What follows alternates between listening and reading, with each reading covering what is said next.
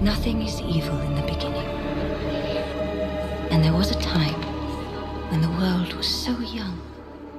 Rings of Power Episode 7 review. We begin with Galadriel waking up covered in red ash after surviving a pyroclastic flow. She walks around a destroyed village seemingly in a daze until she comes across Bronwyn's son. Galadriel then decides to leave with him rather than help anyone else. The camera then pans over to Isildur, helping his friend trapped under a destroyed building. Miriel then helps to release his friend, but finds his other is already dead. They then hear screams in a burning building and go to the rescue. They save the children, but the building collapses on top of Isildur, and the burning embers fly into Miriel's eyes. Back to the Harfoots arriving at the grove to find a couple of rocks from the volcano have damaged the area. The Harfoots, who wanted nothing to do with the wizard before, now ask him to fix the surrounding vegetation. He chants a spell, causing the dead parts of the tree to fall off, but once again the Harfoots get too close. The branch falls on them, and they blame the wizard, acting like it's his fault when they asked him to do it. We cut to Khazad-dûm as Elrond tries to make a deal with the Dwarven King to gain access to Mine Mithril to save his people. The king speaks to his son Durin and states they will not help the elves cheat death. I will not risk Dwarven lives to help the elves cheat death. Durin pleads with his father to help his friend, but he refuses. Durin tells Disa the king's decision, who then incites sedition, that they should ignore the king and mine the mithril anyway. Durin also informs Elrond of the king's decision, and they say their last goodbyes, and Elrond gives back the mithril he had on him.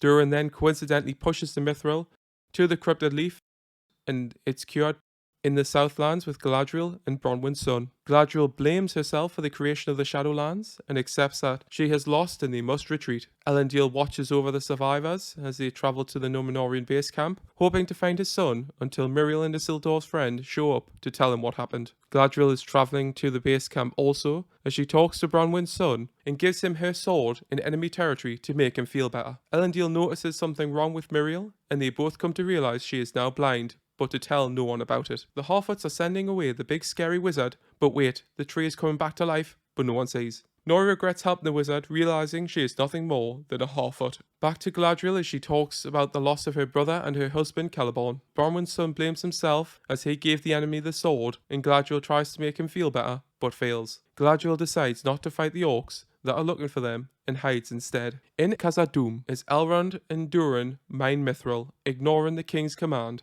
Elrond reveals he lost the rock-breaking contest on purpose as they have a break from mining to let the stone settle as the mining is causing many tremors. Durin and Elrond find vast quantities of mithril but get caught by the king who throws Elrond out of Khazad-dûm. But luckily Elrond still has the mithril sample from earlier, so there is still hope. The king is furious at his son for betraying his people, while Durin believes the king is holding him back and their people by staying in the past. The king disinherits his son for his deeds, again with the Harfoots stuffing themselves with food after the wizard healed all the surrounding vegetation. Later that night, the Harfoots hide from the three women looking for the wizard as they sensed the magic he used on the tree. They then guess which direction he went from this. Nori does not like the look of these women and runs out of hiding to lie about which way he went. One of the women then burn all the Harfoot carts for lying with fire magic. At the Númenórean camp, Elendil releases Isildur's horse to go find him, and now believes I should have left her in the sea where I found her. Galadriel then shows up at the camp as Bronwyn's son finds his mother and Arindir safe. Galadriel goes to see Miriel as she is informed by Elendil that they can leave this land behind them in the hour. Galadriel apologizes for bringing the both of them there, but Miriel does not want her pity and vows Númenor will return as Elendil has a cry. The Harfoots are salvaging what they can from the burnt wreckage, as Nori feels sorry for herself, and her father gives a cringy speech, which works. With our hearts even bigger than our feet. Nori, her friend, her mother, and the leader, after some coaxing, all decide to give a warning to the wizard of the coming danger. Miriel leaves as Galadriel, Arindir, and Bronwyn watch on and talk about what they will do next. Galadriel is then informed of Halbrand's condition. Halbrand is seriously injured and needs elven healers. Halbrand is cheered on by the Southlands as the king as he makes his way to his horse to ride off with Galadriel. Durin wallows in guilt for failing his friend, while Disa blames his father and not Durin, that he is a feeble old man. One day this will be your kingdom and mine, and together we will rule this mountain. That mithril belongs to us, and together one day we are going to dig. The king tosses the leaf into the area where the mithril is, and he tells the other dwarves to seal it. The leaf travels down until it lands and catches fire, awakening a Balrog of Morgoth. Adar tells the orcs they no longer need to hide from the sun, and names the new land Mordor. So, that was episode 7. The best part had to be the Harfoots camp going up in flames. I did enjoy that. And a glimpse of a Balrog.